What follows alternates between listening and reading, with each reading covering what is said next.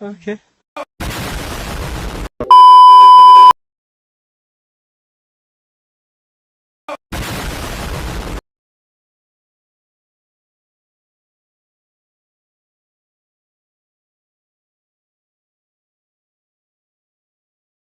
Click the link down below to get 70% off an annual subscription, plus an additional month free. Also, stun your friends, turn heads, get compliments. Buy yourself some Oversimplified merch today, along with a very honest new character pin. Link in the description down below. Okay, Mrs. Lincoln, this is it. One last push, and we're done. 9 months and 4 days ago, my father brought forth upon my mother himself, and gave to her a child, conceived in a shack in Kentucky, and dedicated to the proposition that I will drink num-nums from a bottle and do little poo-poos in my pantses for the next 2 to 3 years. Now what is it babies do again? Oh yeah. I am not touching that. It was at this moment that he knew. He fucked up.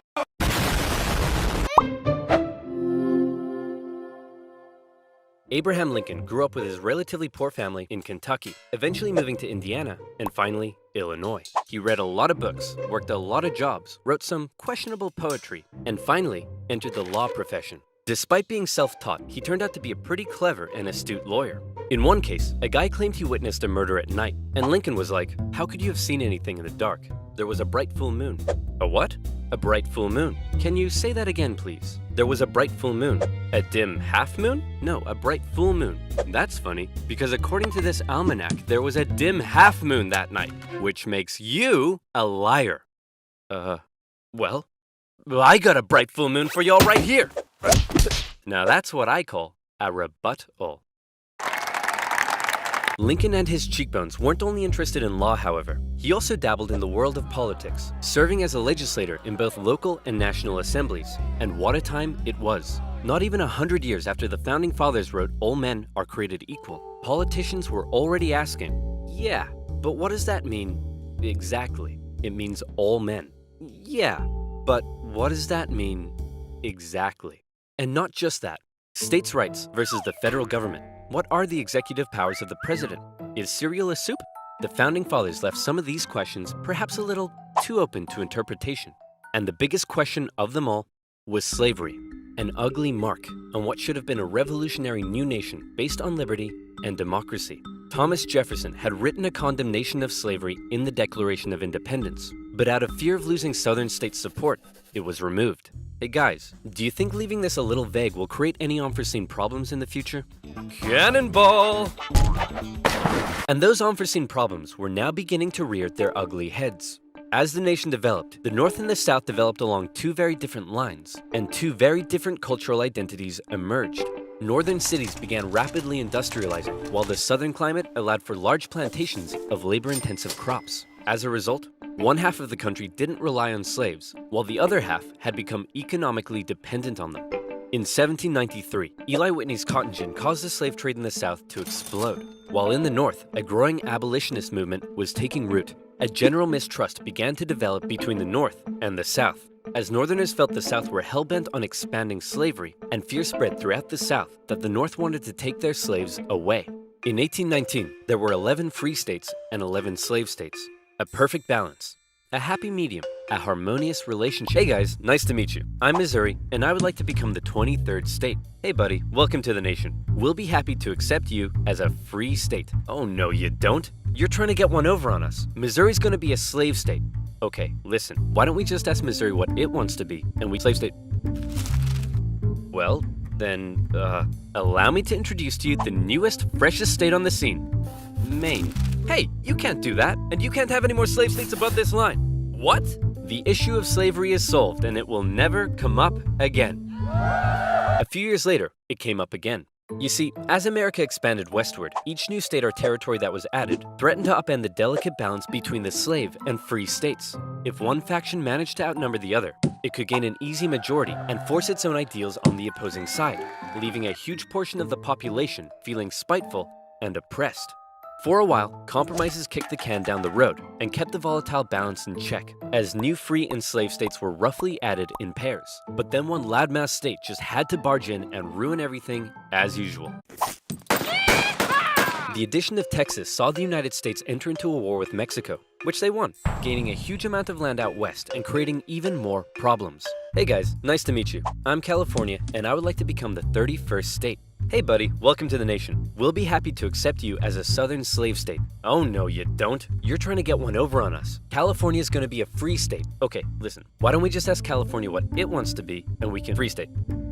Well, then, allow me to introduce to you the territories of New Mexico and Utah, able to freely vote for slavery themselves. Hey, you can't do that! And we can enter Northern Territory anytime we want to recapture escaped slaves. What? The issue of slavery is solved, and it will never come up again. A few years later, it came up again. In 1854, a Democratic senator from Illinois wanted to build a really cool choo-choo train here and proposed that the territories of Kansas and Nebraska be created open to slavery, even though they were clearly above the Missouri Compromise line. Obviously, the northern states were like, hell no. But the southern Democrats who controlled Congress at the time were like, well, if you love liberty and democracy so much, then you should let them vote on whether slavery should be legal or not.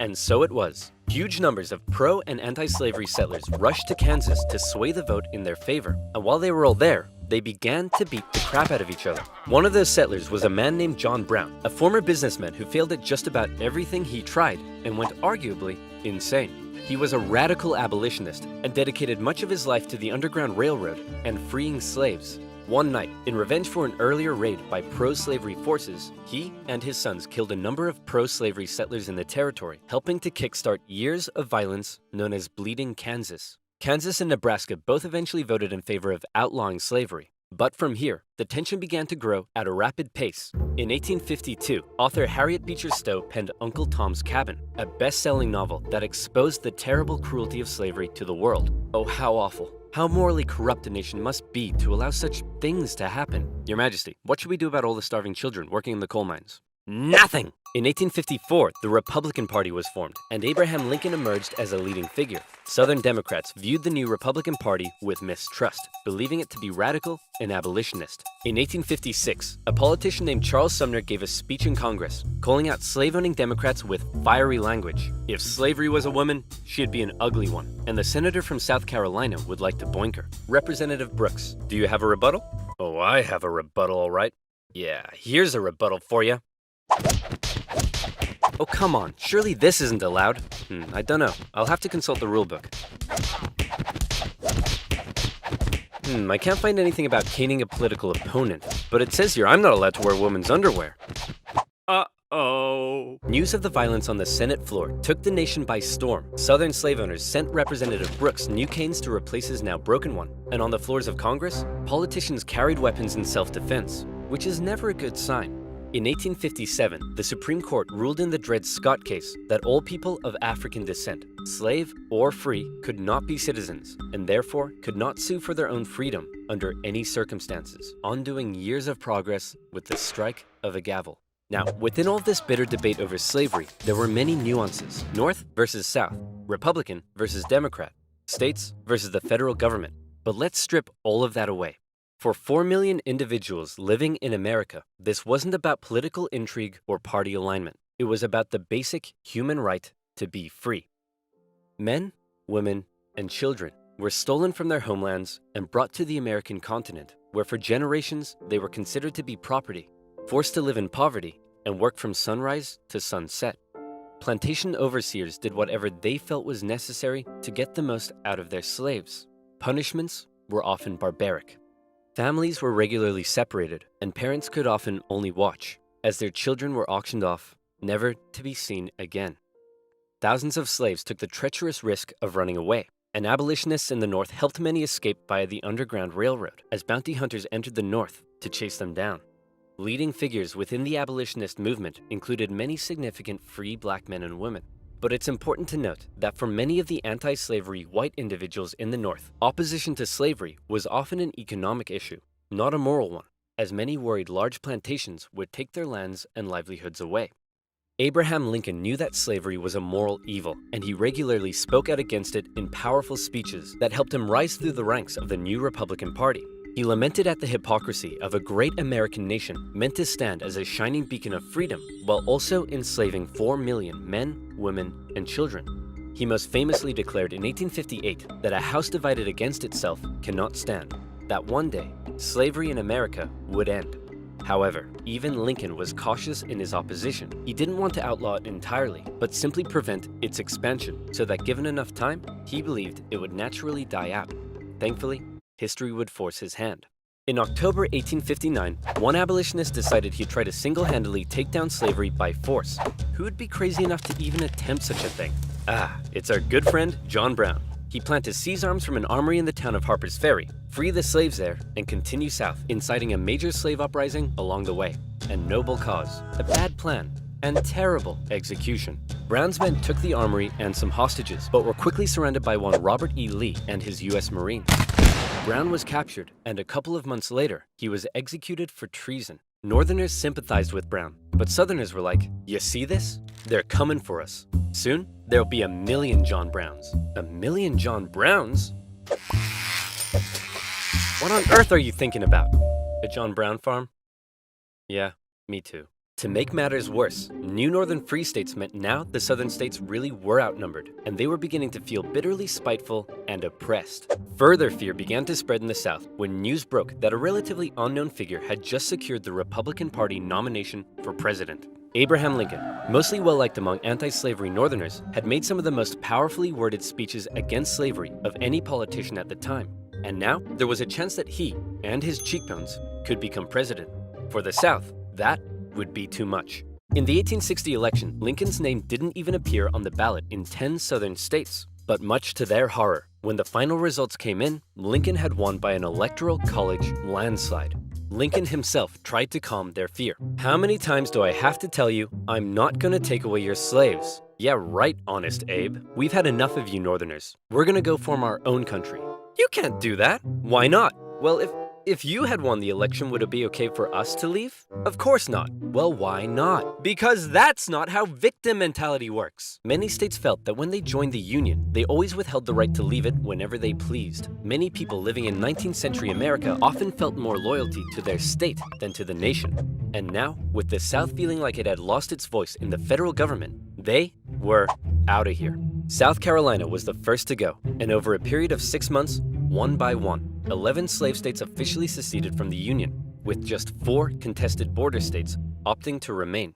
The seceding states issued a number of official documents justifying their secession. South Carolina proclaimed that it was northern states' hostility to slavery that rendered the federal government illegitimate. Mississippi declared that their position was thoroughly identified with the institution of slavery. And in a speech, the Confederate vice president stated that the new Confederate government rested upon what he called the great truth of racial inequality. Revered American generals, such as Robert E. Lee, opted to side with their states over the Union. And with all the chaos, one New York lawyer wrote that rather than a bald eagle, America's national bird should be a debilitated chicken. And hey, I kind of like that.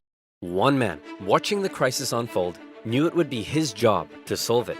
Lincoln was just about to hop on a train and become the President of the United States of America. Hey man, you're hella ugly. Grow a beard or something to hide that face. Good idea. Still ugly. With assassination plots already underway, Lincoln had to travel to Washington, D.C. under heavy disguise and protection.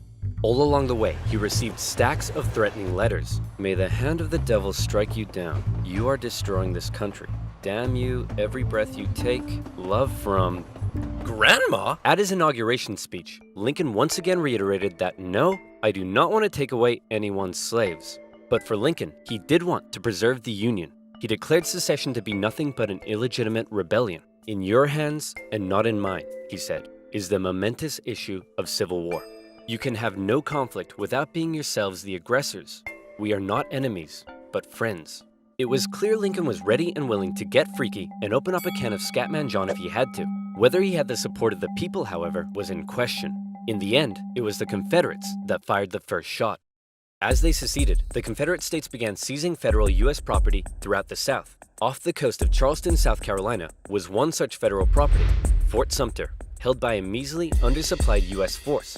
The Confederate militia there demanded the fort surrender, a request which was quickly denied, and any remaining hope for a peaceful solution to the secession crisis probably then died when the Confederates did this. The Battle of Fort Sumter is considered to be the beginning of the American Civil War. Many of the Confederates there also considered it to be the end of the American Civil War. They hoped Old Abe would just sigh and say, okay, you win. Unfortunately for them, Lincoln actually said, you're about to get a roundhouse to the face. Lincoln sent out the call for 75,000 volunteers, and men signed up in droves, hopeful for some adventure and good old-fashioned F-U-N. In the new Confederate capital at Richmond, Virginia, Confederate President Jefferson Davis and his cheekbones had also sent out the call for 100,000 men. As ever, both sides hoped for a quick end to the war. Is it over yet? No, Jimmy, it's been 1 week. Is it over now? No! How about now? If you ask that one more time, I swear I will turn this army around and you'll all have to go back home to your wives and children. But in particular, the South knew the conflict would pose a bit of a challenge. How can we expect to win with a population of only 5 million against 22 million in the North? If you count us 4 million slaves, you'd have 9 million. Great idea. Hand these rifles out to all the men. Wait a minute. You almost had me there. The problem for Lincoln was that many of his top generals were getting old and were being a bit too cautious. The commanding general was a man named Winfield Scott, a veteran of the Mexican-American War, and by now, he was too fat to even mount a horse. Okay, chaps, we need to come up with a plan. Hit me. We could wait for the Confederates to come and apologize. Maybe we should all sit in a circle and discuss our feelings. Crossing the Delaware into New Jersey worked for me. Those are all terrible ideas. And you? Wrong video. Hey, I'm the greatest president in the history of this nation. Yeah, we'll see about that, dingus. Eventually, Lincoln's generals came up with a multi-pronged strategy. First, a blockade would cut off and starve the South of supplies by sea. Secondly, taking control of the Great Mississippi River would sever the South's economic artery while splitting it in two. And finally, a main Union force in the East would move south and take the Confederate capital, ending the war. Bada boom, bada bing. Skirmishes began to break out across the nation, and the Union Army in the East began to move south towards Richmond. Everything seemed to be going well until they reached Manassas, where they came upon a large Confederate force. It's almost like they were waiting for us. How did they know? As it turned out, spies in DC had sent a coded message to the Confederates warning of the invasion. Did you use NordVPN? What the heck is NordVPN? I'm so glad you asked. Do you use the internet? Me too. Do you like internet safety? Me too. Hey, we should hang out sometime so I can tell you about NordVPN. NordVPN has over 5,000 secure and super fast servers in 60 countries that allow you to surf the net safely without personal data logging. Not only does it help you stay secure, but with just a click of a button, you can take a quick trip to Sweden and enjoy some Nordic crime dramas. Is there some amazing content on YouTube that's still blocked in your country? Not to fear. NordVPN is here. NordVPN gives you access to all of these amazing features, and it has a 30-day money-back guarantee. So click the link in the description below, nordvpn.com/oversimplified, and use promo code Oversimplified to get 70% off an annual subscription. That's only $3.49 a month, plus an additional month for free. Again, that's nordvpn.com/oversimplified. And as always, you'll be supporting my channel. So thank you. Now where were we? Oh yeah, secession, Fat Man, and the Union invasion into Virginia. The two sides encountered each other at Manassas, and both geared up for the first major battle of the Civil War, the First Battle of Bull Run. The Confederates rapidly brought in support via rail, and the two sides were about equal in numbers. However, they were also equally inexperienced. A large number of civilians also rode out by carriage from DC to picnic on the nearby hills and watch the excitement unfold. Nobody seemed to quite understand how destructive this war was going to be. The Union forces pulled a flanking maneuver to hit the Confederates on their left, and the two sides fired on each other in rows. Farm families living in the area were forced to flee the fighting, including a man named Wilmer McLean. Hurry up, Martha! There's a war out here! The more you tell me to hurry up, the slower I will go! The Union force saw initial success pushing the Confederates back to Henry Hill, but one as of yet fairly unknown General Thomas Jackson had arrived, and he took a defensive position, standing firm like a stone wall, holding the Union Army off, and finally sending them running back to Washington, D.C. With heavy casualties, the sobering reality of war hit both sides hard, and the North, having just lost the first major battle, had to face the serious prospect that they may not actually win this war. President Lincoln, General Jackson whipped us so hard, the Confederates are calling him Stonewall Jackson. Wait, that's why they're calling him that? Not because he looks like he ran face first into a stone wall? Apparently not. Worse yet, the North had also lost the first major battle out west, giving away control of southwest Missouri. All of this was terrible news for Abraham Lincoln, especially since many of his generals and cabinet already didn't have much respect for him. They felt he was incapable of running a war because he seemed a bit like your friendly old grandpa. He famously loved a long-winded story and a good pun. I've been so busy, my wife is missing me. But her aim is starting to improve. But deep down, few realized he could also be incredibly shrewd. Oh, Abe, you're so funny. Funny how? Funny like I'm a clown? Abe, I was just... No, funny how? Like I'm here to amuse you? During the war, Lincoln committed acts that were viewed by some as impeachable. His administration suppressed the free media from printing articles sympathetic towards the South. Some Southern sympathizers were even arrested without a trial. Lincoln's criticizers began accusing him of being a tyrant. But to quote the man himself, "Hey, it's war, baby. What are you gonna do?" By the end of 1861, with things already looking bad for the North, abolitionists such as Frederick Douglass couldn't believe that the Union Army weren't enlisting black men. He continued to put pressure on Lincoln to make the war about emancipation. "Mr. President, it's time to make the war about emancipation." I don't want to ruffle any feathers. The feathers are already ruffled. But Lincoln, hanging on to hope for a quick end to the conflict, continued to fight only for the preservation of the Union. It was decided, however, that escaped slaves from the Confederacy could be held as enemy contraband, and many of these men were put to work bolstering the Union's infrastructure and supply lines. Hoping to get things moving, Lincoln made young General George McClellan the new commanding general, and McClellan began to train up his men. He thought a lot of himself, however, and believed he was going to be the nation's great savior. And like many others, he didn't approve of the president's handling of the war. On one occasion, Lincoln went to McClellan's house to meet with him, but McClellan was late returning home. He kept the president waiting, and when he finally got there, he just straight up went to bed. Now that's what I call disrespectful. McClellan talked the talk, but could he walk the walk? No. Like Lincoln's other generals, McClellan was maddeningly cautious. "Hey man, could you move south and attack the enemy?" "What? Are you crazy? What if they have a big scary army down there?" "They probably do." "What?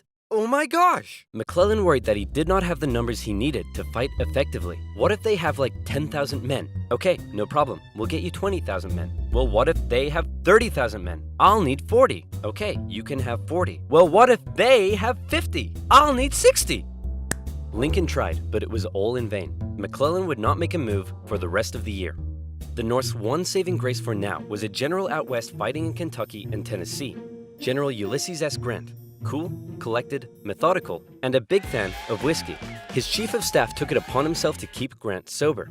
One officer said that Grant habitually wore an expression as though he were determined to drive his head through a brick wall and was about to do it. And that determination led him to score a number of key victories when others around him were failing. At the Battle of Fort Donelson, Grant was like, "Why does Stonewall Jackson get a cool nickname and I don't? I want a cool nickname." "Sir, the Confederates say they're ready to surrender and want to know your terms." "No terms, just unconditional surrender." Hey, unconditional surrender Grant. That's a pretty cool nickname, right? Guys, right?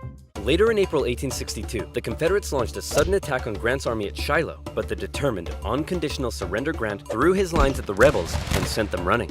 The battle resulted in the heaviest casualties in U.S. history so far, and despite his victory, Grant found himself under fire. You have to get rid of Grant. Why? Didn't he win? Yes, but he just threw his men at the enemy. Isn't that the point? Also, he's a loony drunk. Well, what does he like to drink? I believe whiskey, sir. Then send him more. Lincoln watched as his cabinet did nothing but bicker, and his generals did nothing. But then, worst of all, personal tragedy struck. Lincoln's young son, Willie, very much loved by the president, died of typhoid fever at the age of 11. Lincoln was a sensitive man and was heavily affected by the loss. His wife was inconsolable. But one of Lincoln's greatest traits, what made him such a great leader, was in the darkest of times, with composure and determination, he kept moving forward. He knew it was his responsibility to hold himself and his family together, and by doing so, he hoped to hold the nation together. And he had had it with McClellan's inaction. Lincoln decided he was gonna take control. In March 1862, Lincoln firmly ordered McClellan to once again move south towards Richmond. McClellan insisted instead they move by sea to the Virginia Peninsula and attack Richmond from the southeast. Yes, said Lincoln. Okay, anything. Lincoln held on to some of McClellan's men to defend D.C. from a nearby Stonewall Jackson wreaking havoc in the Shenandoah Valley, and he sent McClellan south. McClellan landed on the peninsula, and he began to move inland. He came up against a small Confederate army that had dug in at Yorktown. McClellan vastly outnumbered the force, but it's said that Confederate General Magruder deceived McClellan by cleverly maneuvering his smaller force and making McClellan believe he faced a huge army. No, you have way more men than them. Move forward. No. McClellan settled in for a month-long siege, giving time for Johnston to move south from Manassas and Magruder time to retreat. When he finally entered the city and found it deserted, he declared it a victory, calling his success brilliant. Then, after meeting some resistance at Williamsburg, McClellan moved to within just 20 miles of Richmond. His army's able to hear the church bells ringing in the enemy capital. You still outnumber them. Go give him hell. No.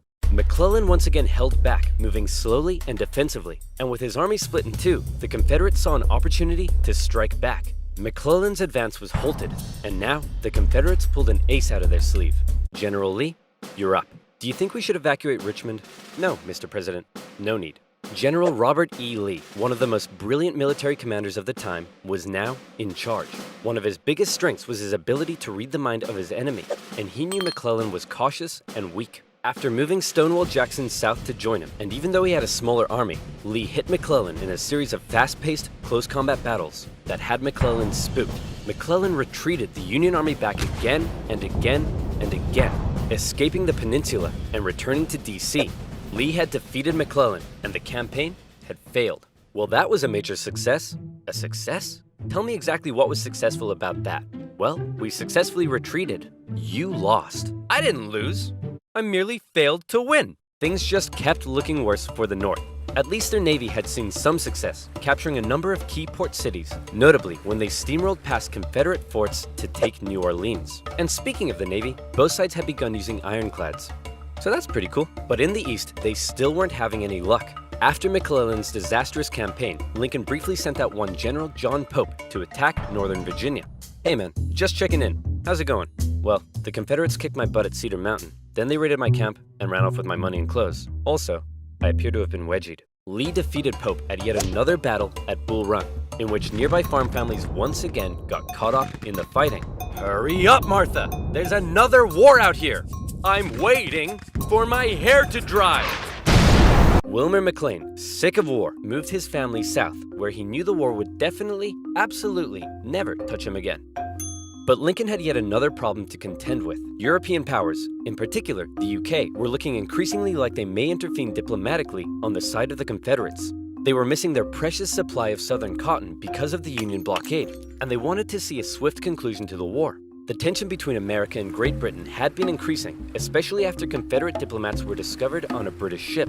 Now, after McClellan's failure to take Richmond, the UK declared it impossible for the North to win. Lincoln needed something to prevent Europe from getting involved, and after more petitioning from abolitionists, he decided maybe the time was finally right to make the war about ending the institution he hated, slavery. If the North had a noble cause to fight for, Europe would be less likely to intervene. But Lincoln and his cabinet knew before they could declare something as radical as emancipation, they needed a victory, especially now that the Confederates were about to go on the attack. Aware that he had a limited number of men and supplies, Lee now hoped that if he could just threaten Washington, D.C. militarily, he would gain Europe's recognition and crush Northern morale in time for the midterm elections, forcing the North to negotiate. With confidence at an all-time high, for the first time, Robert E. Lee invaded the North. But on September 13th, the North finally had some luck. Oh boy, it's my lucky day! A cigar in a field. Hey, what's this wrapped around it? Oh my gosh! That's right, the North had discovered General Lee's battle plans wrapped around some cigars. And in them, they saw that Lee had split up his forces. McClellan headed out from DC, and the two sides met in the Battle of Antietam, a crucial battle that would decide the course of the war. It saw the most vicious fighting to date, and still remains the single bloodiest day in American history. But, for once, the North came out victorious, and Lee was forced to retreat. He's on the run. Chase him down and finish him off. No. You know what, old buddy, old pal? You're fired. The North had won their crucial victory. Lincoln breathed a huge sigh of relief, and with that win, he was prepared to take a huge step. On September 22nd, the Emancipation Proclamation was issued. In January, all slaves held in the Confederate States would be, as far as the U.S. government was concerned, officially free. Throughout the North, free black men and women rejoiced, knowing that if the North were to win, their brothers and sisters would no longer be held in bondage. The proclamation also had the intended effect on Europe, who were not willing to oppose a pledge to end slavery. An outraged Confederacy knew that Lincoln had given the war a new meaning. It was no longer just about the preservation of the Union. Now, it was about creating a new Union, washed clean of its original sin, a Union without slavery.